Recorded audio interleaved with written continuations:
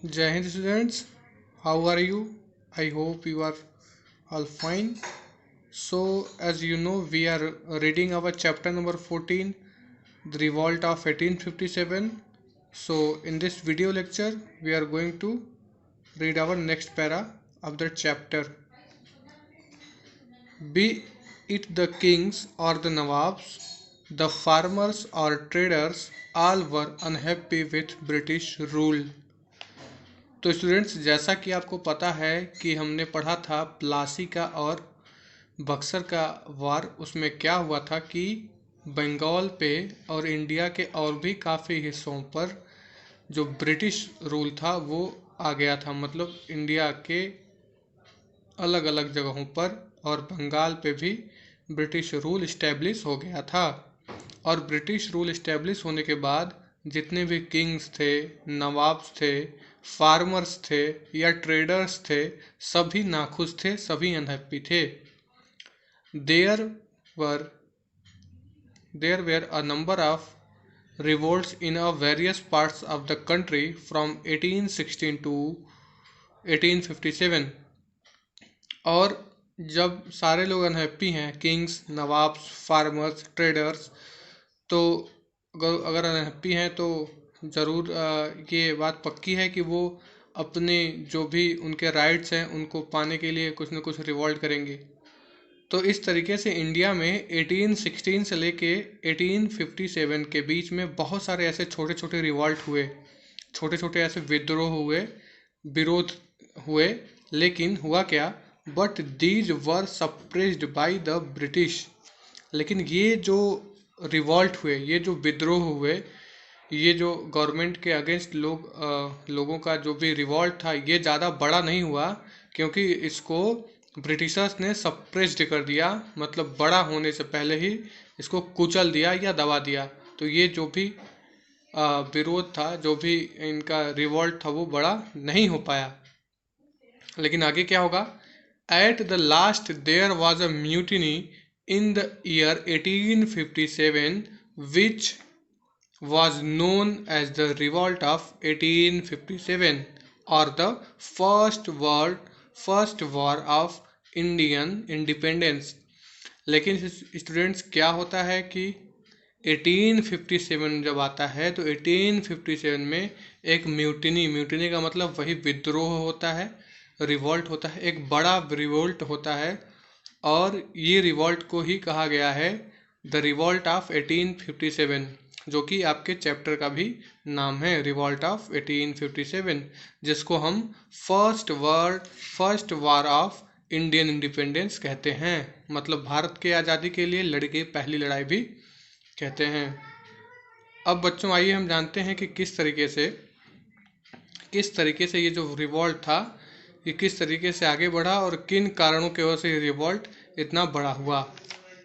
Circumstances that led to the revolt of 1857। तो बच्चों, इसमें हम पढ़ेंगे कि वो कौन कौन से सर्कमस्टेंसेस थे जिनकी वजह से ये रिवॉल्ट इतना बड़ा हुआ। पहला है discontent among farmers over cotton. तो हुआ क्या बच्चों, कॉटन को लेके फार्मर्स के बीच में और जो ब्रिटिश और ट्रेडर्स थे उनके बीच में काफ़ी खींचातानी, काफ़ी तनातनी हो गई। Although after the Industrial Revolution the British had set up cotton mills in Britain, yet they could now grow cotton there due to cold climatic conditions। तो होता क्या था बच्चों कि इंडस्ट्रियल रिवॉल्यूशन जब हुआ था तो बहुत सारी इंडस्ट्रीज लगा दी गई थी ब्रिटेन में। लेकिन वहाँ का क्लाइमेट इतना ज़्यादा ठंडा होता है, इतना ज़्यादा वहाँ ठंडी पड़ती है कि जिसकी वजह से वहाँ कॉटन का उत्पादन कर पाना, कॉटन को खेतों में पैदा कर पाना बहुत ही मुश्किल काम है। और जब कॉटन ही नहीं होगा तो कैसे कपड़ा बनेगा। आपको पता है कॉटन से ही क्लोथ्स बनते हैं, सूती से ही कपड़े बनते हैं। तो उन इंडस्ट्रीज़ का क्या काम। तो आगे क्या करते थे वो लोग, उनके पास इंडस्ट्रीज तो थी अंग्रेज़ों के पास ब्रिटेन में, लेकिन क्या नहीं था, वो कॉटन नहीं था। और कॉटन नहीं होगा तो वो इंडस्ट्रीज क्या काम करेंगी। तो आइए देखते हैं। Thus they forced the timid Indian farmers to grow and sell them the raw cotton at low price. अब उनके पास कॉटन था नहीं, ब्रिटिशर्स के पास, उनके कंट्री ब्रिटेन में, लेकिन उनके पास इंडस्ट्रीज थी। तो उन्होंने क्या किया कि अब उनका राज हो गया है भारत के लोगों पे, तो उन्होंने क्या किया कि भारत के, इंडिया के जो फार्मर्स थे, इंडिया के जो किसान थे, उनको ज़बरदस्ती कॉटन की ही खेती करने के लिए वो दबाव डालने लगे और मजबूर करने लगे, और साथ में उस कॉटन को बहुत कम कीमत पे किसानों से खरीदने लगे। They exported the raw cotton to Britain and other countries and made cotton cloths which they sold to the Indian at the high prices. This way they earned huge profit. अब यहाँ बच्चों आपको बहुत एक इम्पॉर्टेंट बात समझनी है कि इंडिया के ही कॉटन को, ध्यान से समझिएगा, कि इंडिया के ही कॉटन को वो ब्रिटिशर्स इंडिया के ही फार्मर्स से प्रोड्यूस करवाते थे, उसकी खेती करवाते थे।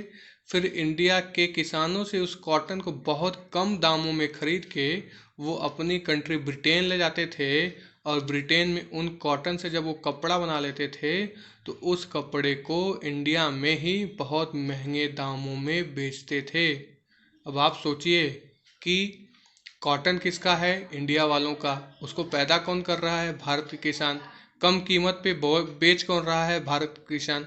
और वो जब उस कॉटन से कपड़े बन के आ रहे हैं तो महंगे प्राइजेज में किसको मिल रहे हैं? इंडियंस को। तो इस तरीके से ब्रिटिशर्स ने इंडिया से मनी अर्न किया और इससे उनको ह्यूज प्रॉफिट हुआ। अब आगे देखते हैं students, over Indigo.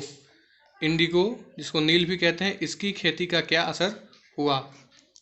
Also the farmers in the Bihar Bengal region were forced to grow indigo.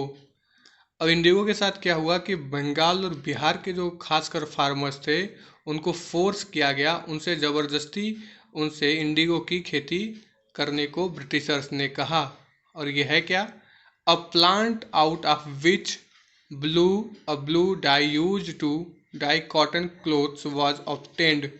तो आप जानते हैं बच्चों, नील जो होता है, जो कपड़ों पे कलर चढ़ाया जाता है नीला रंग कलर का, उसको नील, ब्लू कलर का, उसको नीला कलर या नील भी कहते हैं, वही इंडिगो की बात हो रही है।